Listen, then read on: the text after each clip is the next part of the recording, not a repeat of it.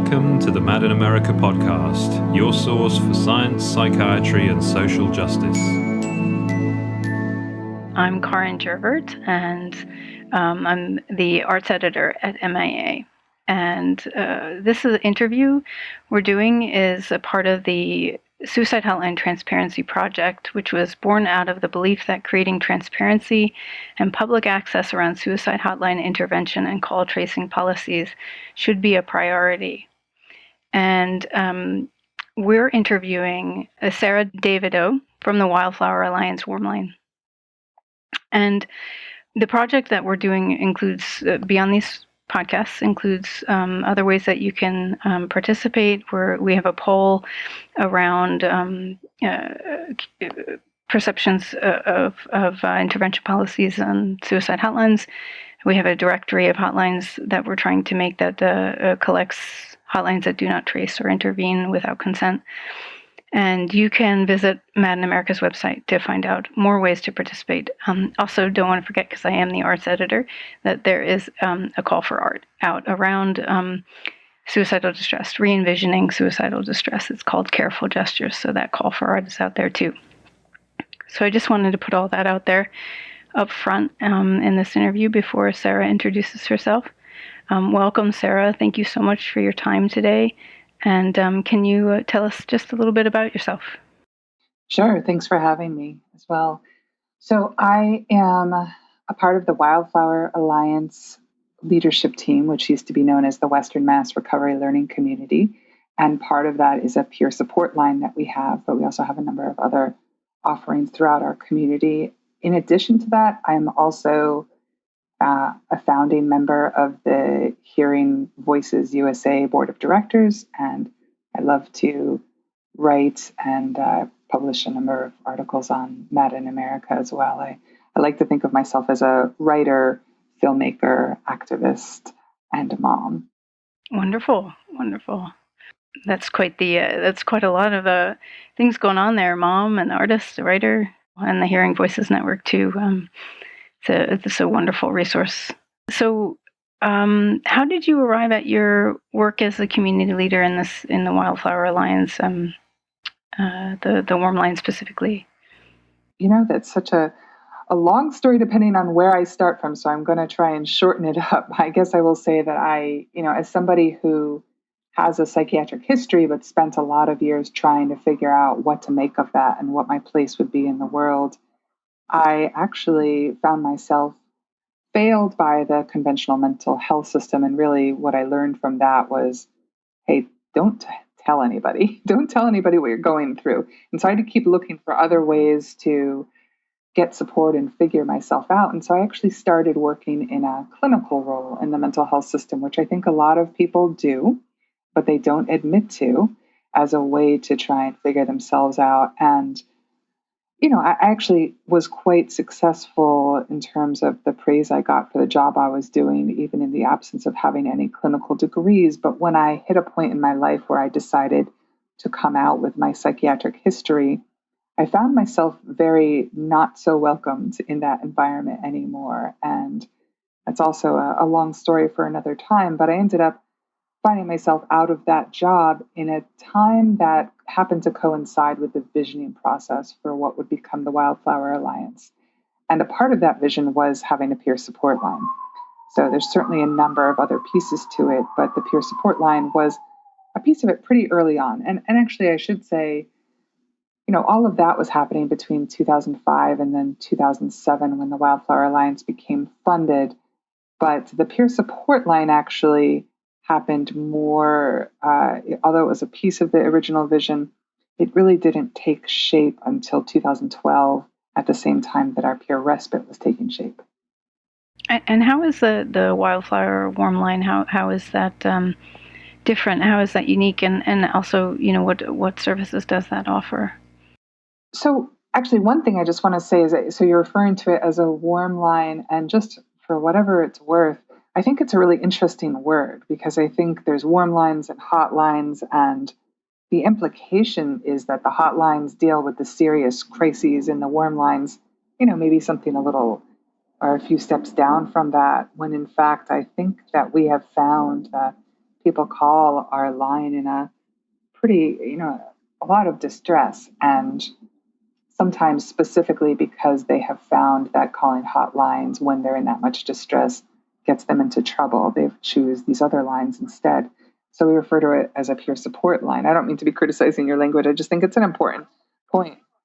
I think the differentiation of how people engage with warm line versus hotline or peer support lines, it really does change, who and why people come to you. So it's important to definitely mention that too. So thank you.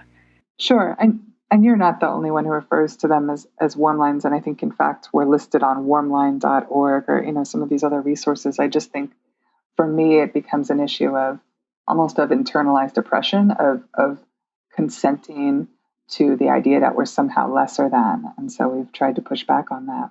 So as far as what the peer support line offers, I think we try to be as flexible as we can in terms of what people need. Sometimes it might be that somebody is calling from the local area and really looking for a particular resource. And so our peer support line workers would be expected to explore that with them. They don't have to be experts. I think that we get ourselves into a lot of trouble in this world by saying, oh, you come here for the expert that has all the answers. Our peer support line workers do not have all the answers, but they are willing to explore with people, share what they do know, and explore beyond that. So sometimes it's about resources, but sometimes people are calling from further away. And while we still might be able to find some resources online with them, it's not necessarily as straightforward. And so, honestly, a lot of the time, it's really just someone to talk to who is not going to try and take anything away from somebody, not try to take their liberty, not try to coerce them into doing a particular thing. There was actually a new listing that went up on a particular website recently about peer support lines. And in it somewhere it said that peer support lines can transfer you over to a crisis line. And I had our line removed. I said, please remove our line until you change that language, because I don't want people to think that if they call us, we're just at the ready to press some button and transfer them to a crisis line. It's just not how it works. So the idea is that you can call and say whatever you need to say to us, and we're going to listen, we're going to talk, we're going to ask you, what that means for you or what you want to do with that. And, I think there's also an element of advocacy in there. So if someone is trying to figure out what their rights are or where they can go to make sure that they're getting heard, we'll also work with them on that.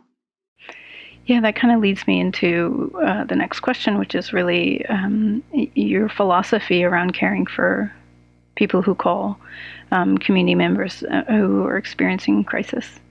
Sure. I think I always struggle a little bit with these questions because they're sort of an ask to boil something down into something really easy to talk about. And I'm not sure it's that easy, but I guess what I would say is the philosophy is that we are all humans trying to navigate this world, and we all have gained wisdom in our travels, and that the most effective way to support someone else is to rely on your own wisdom and also just be willing to support them to figure out what their answers are.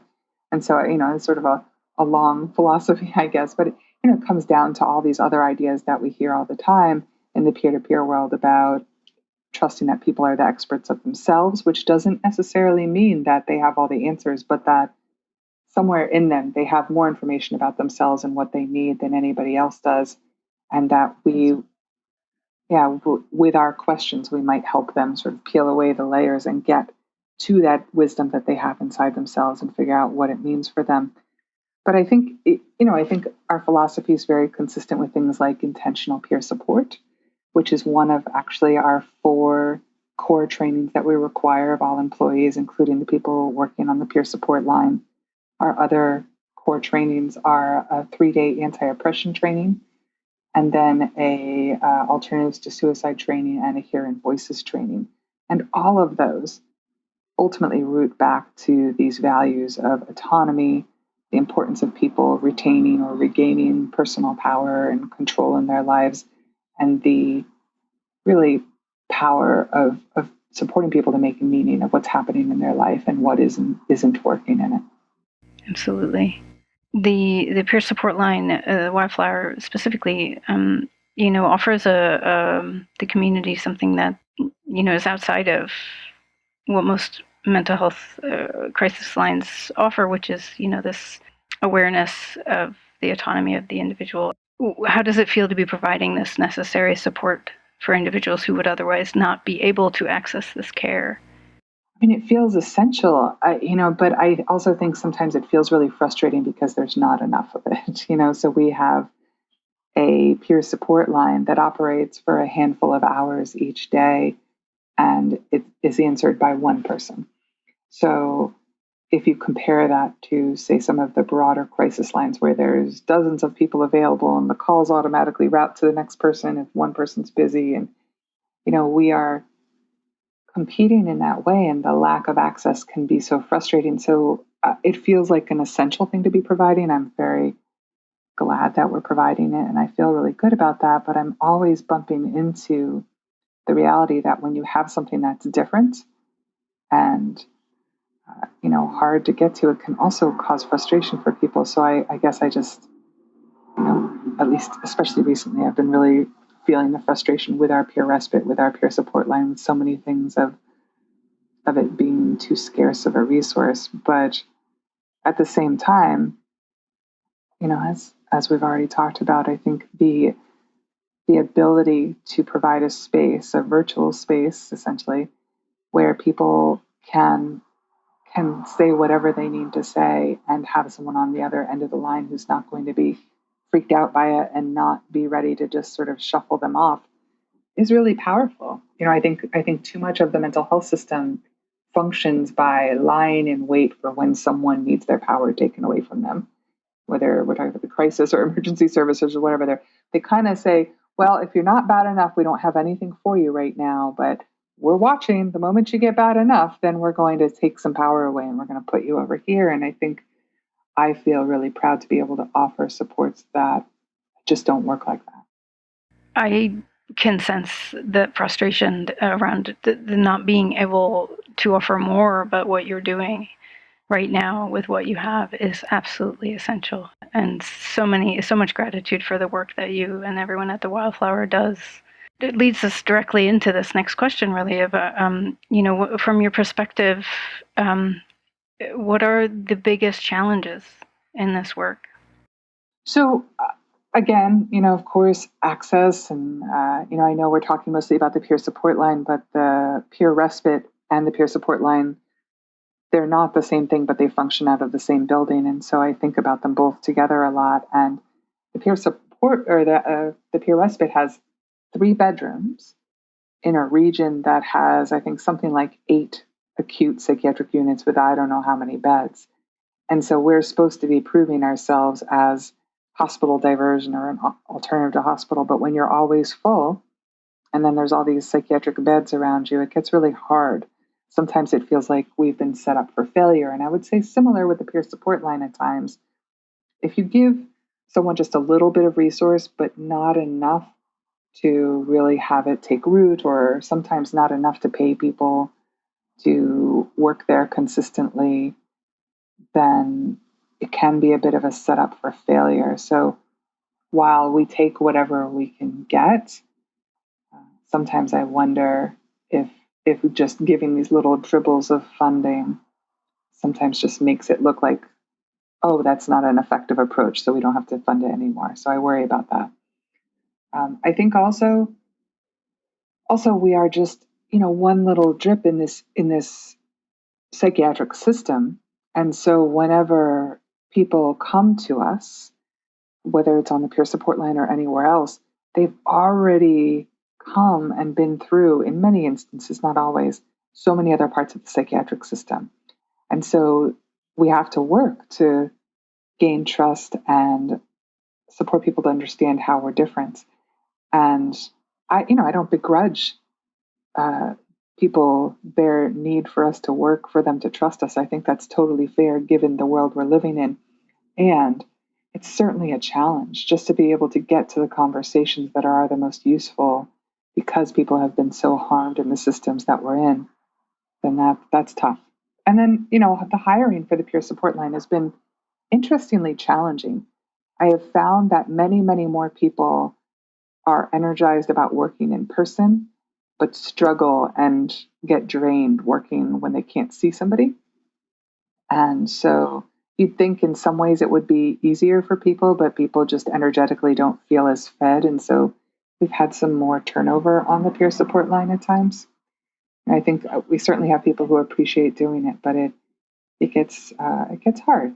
And part of also what makes it hard, if I'm to be completely honest, is anything that happens in a online or phone space also attracts people who want to misuse it. So we've had our share of heavy breathing calls and other things that are taking up space and just not respecting what we're trying to offer. Yeah, and how can, in your perspective too, considering all these things, these challenges that you're talking about now, is how can listeners of this MIA podcast, how can they support your work and be in solidarity with your organization and organizers like you? So, I mean, certainly we take donations. That's always great. We dream of finding wealthy funders who can support us to really expand without having to do the endless grant dance. And, so many funding sources don't offer annualized funding. They'll offer seed funding or what have you.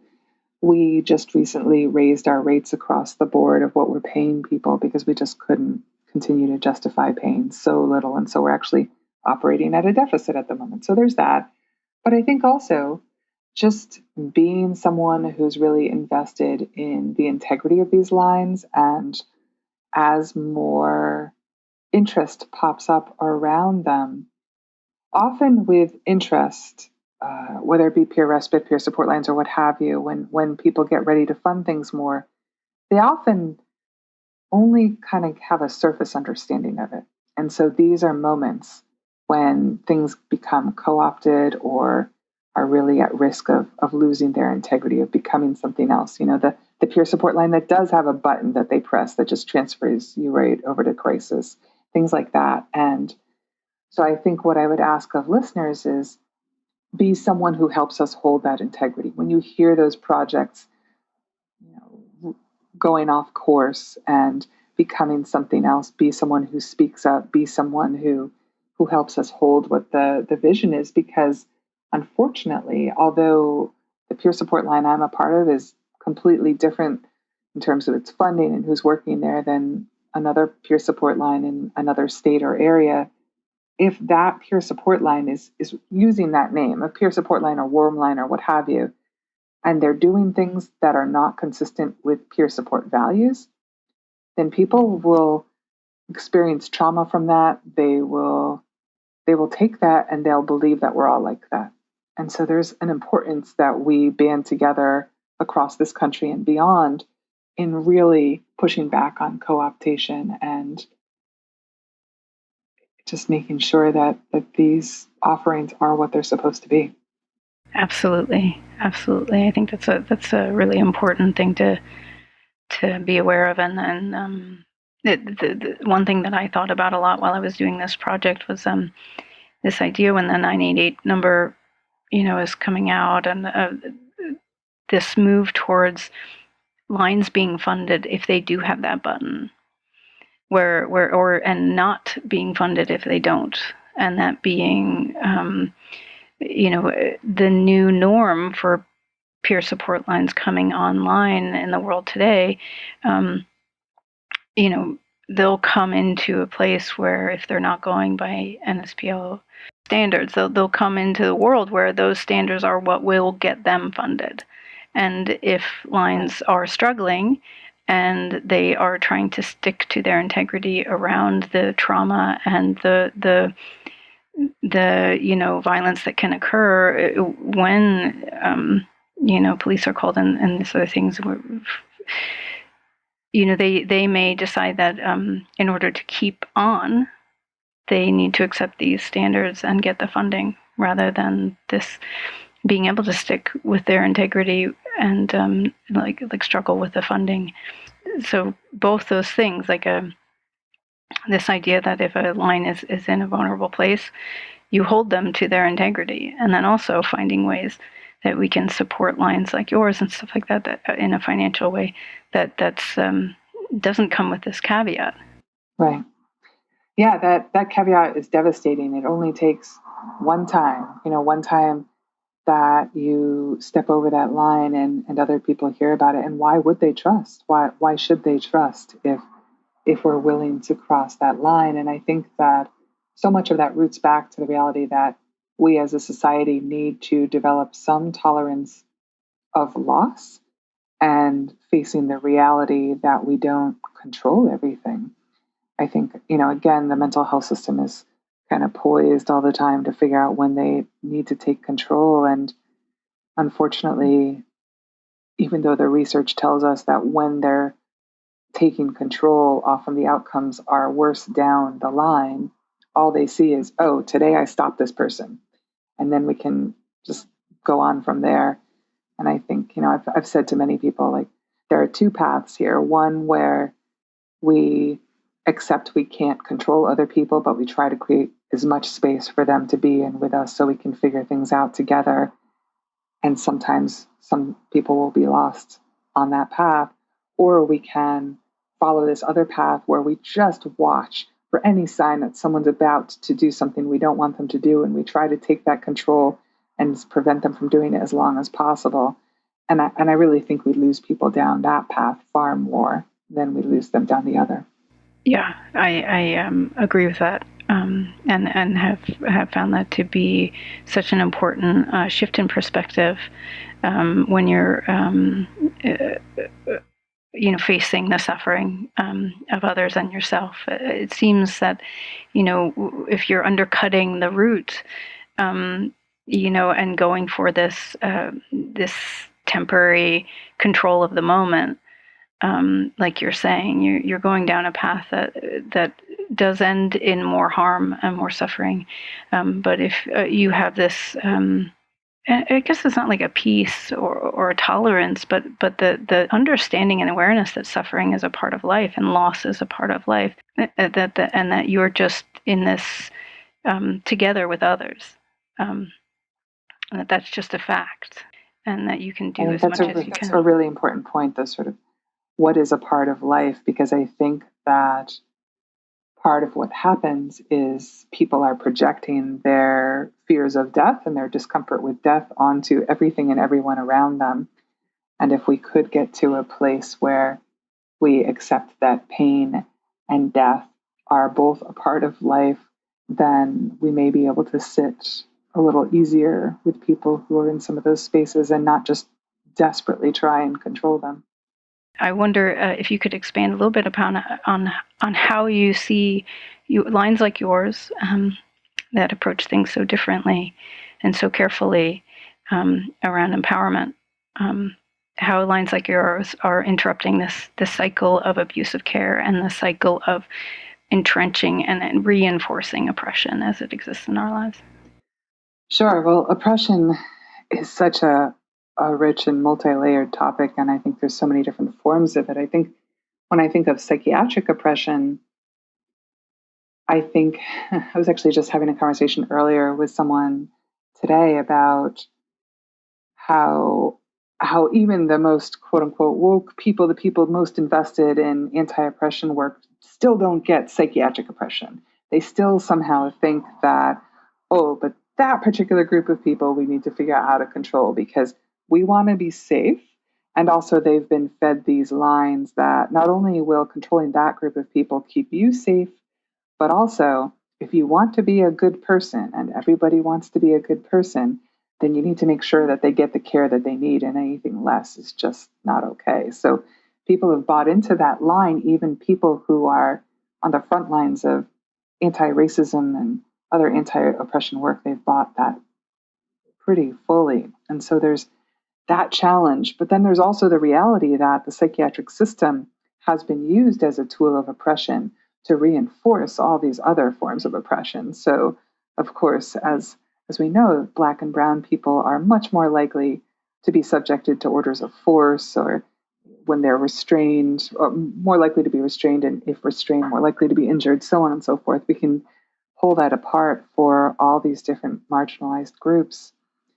And so it gets really, really complicated.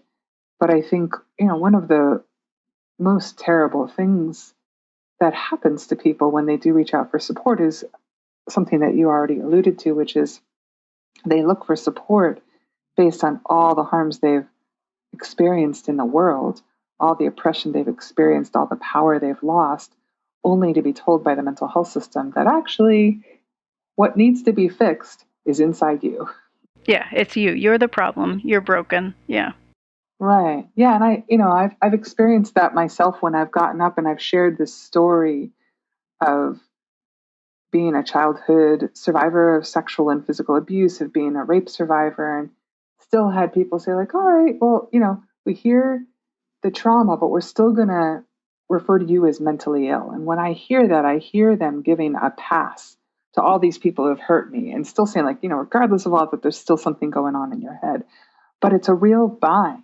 And I will say it's a bind I'm experiencing very up close and personal right now, because one of my kids is having a really, really hard time both in school with some bullying, and then I'm going through a divorce, and there's a lot of complexity in that situation. And it's really clear that those are the two things that my child is struggling with. But we're powerless to fix this school system that's awful.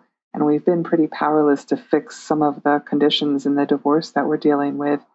And so even I am like, should I be considering medication, psychiatric drugs for my child who's struggling so much, because I can't fix these societal conditions and I need them to somehow have, I don't know, some protection to move through that. And so it's really painful to see that happen. And I think so many people get stuck in that place of things are so terrible and I can't control them. All I can control is maybe I could numb myself out a little, or maybe I can, make myself forget these things.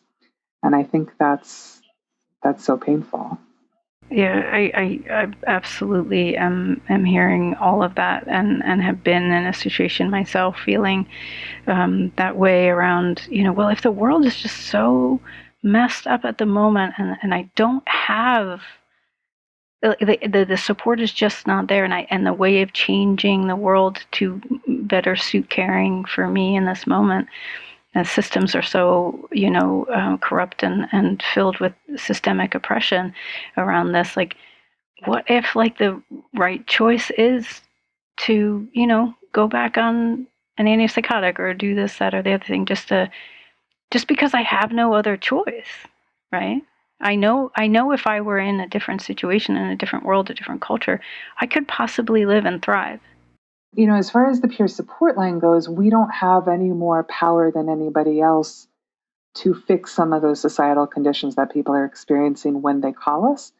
But we can validate that they're real. We can be one of the places people can call, one of the very few places where we're not saying, oh, no, it's really about you. And I think that can be really important.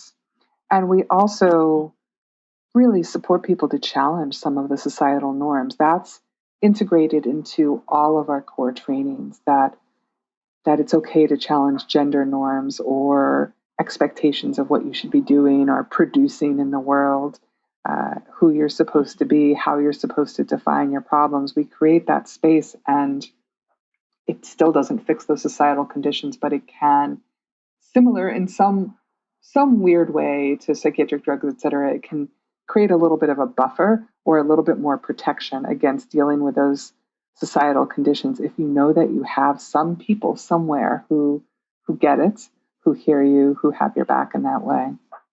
Absolutely, and I have to say I've interacted with Wildflower supports, the peer support line and the peer support groups that you all offer there, and it is just to validate the wonderful empowerment and change around interacting with your organization. I've experienced it personally as a psychiatric survivor, and as my journey coming out of a bipolar label and the harm that was done to me. I came to you, your organization, and it is in no small part given me exactly what you've just described. So thank you to you. Yeah. Well, thank you for sharing that. it's helpful to hear. Sometimes when we get really stuck in the muck of the day-to-day hard stuff, there are times when I'm like, are we actually impacting anyone? Am I just, is that just wishful thinking? So it's always good to hear. Your organization helped walk me back into the world, walked my art back into the world, walked my dignity and my empowerment and just my love of self. Your organization was a really big part of how that all happened. This care work, it's so important, and I think you and others deserve so much gratitude for what you do.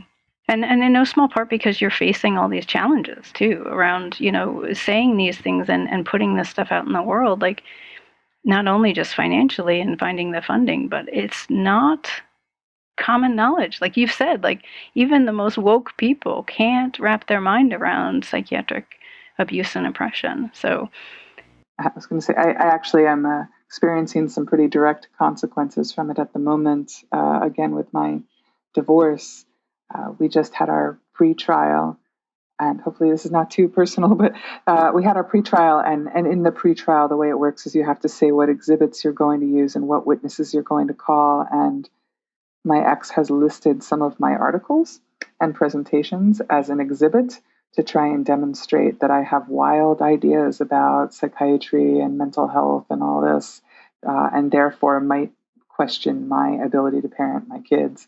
So it's pretty intense. We definitely are putting ourselves out there in ways that feel so important, but also because of the way society functions, because of the beliefs that are so closely held, even though research and experience supports what we're doing, it can come back to bite us. Yeah, I'm so sorry you're experiencing that, and also hope that you have support, much solidarity for you there, and hope for a good outcome. Thanks. Yeah, I talked to Bob Whitaker when this all first started. I'm like, maybe I should take my articles down, and then I decided, no, I'm going to live with my truth regardless of where it brings. But we're just trying to ride that out at this point. I have said a lot, but I think one thing I haven't said is I think, another language thing I'm not super fond of, although I've used it today, is this whole mental health language, because I think it's the sort of opposite side of the coin to mental illness, both of which come from this medicalized place. And if I could push us out of that box and into more of a harm reduction approach, I think that's really important. And that is a philosophy that we do hold to in all of our work, including the peer support line. But I don't think people really understand what harm reduction means. Sure, it can mean, how do we reduce the harm and impact of the terrible things happening around us? That's a piece of it. But I think at its core, what it means is we accept that people are making the choices and struggling with the things they're struggling with and living the lives they're living with, and do not seek to change them or identify what's bad and needing to be gotten rid of. And even in the instance of something like suicidal thoughts, I think it's really, really foreign to people to think, actually, the goal might not be to get rid of the suicidal thoughts. There might be really valid reasons someone's having those thoughts. There might be ways in which people value those suicidal thoughts. I remember at a training, a young man said, if all my suicidal thoughts, if all that pain went away, I think I'd lose my art and my music, and I don't want that. So instead of coming at it from that place, in a harm reduction approach, we might say, okay, these suicidal thoughts are a part of this person's life. How do we support them to change their relationship with those thoughts in a way that works better for them? So how do we support them to recognize those thoughts as having a message or having less power than they do? So I will end with this last question. It's kind of just in a few words or in a few sentences, just what the driving point of your work is and its importance, and what you want listeners to know about providing support on your peer support line. I think so much of what we are struggling with is a loss of power and control in our lives, whether it's a loss of access or never having had access to meet our basic needs, or an actual loss of power in terms of what people are putting onto us or how they're interpreting our experiences or where they're pushing us to go and what they're pushing us to do. And I think that so much of what we're trying to do is recognize even the profound loss of power that comes along with someone saying, hey, this is your diagnosis, this is what's wrong with you, and this is what you need to do about it, and making space to say instead, what has happened to you, what is happening in your life, and what does that mean to you, and let's talk about this so we can support you to make that meaning and have that ownership and take that power back. Because if people don't have even that much power to explore their own experiences and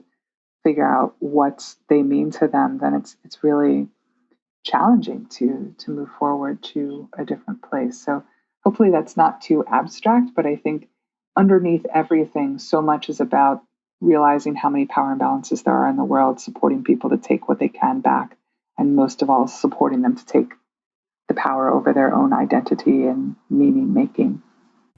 Absolutely. Absolutely. And thank you for that. So well said. So well said. Gosh, thank you so much for this wonderful conversation. And I learned a lot. And I was, it's just, I'm in awe of the work that people like you and other people in this movement towards this kind of care, this kind of, solidarity with life and suffering and working together with one another to get through. I'm just in awe of people who are doing this work. So thank you. Thank you again for having me. You can support the Wildflower Alliance and the peer support line, like Sera was saying, through donations. And thank you for listening. Thank you for listening to the Mad in America podcast. Visit madinamerica.com for more news, views, and updates.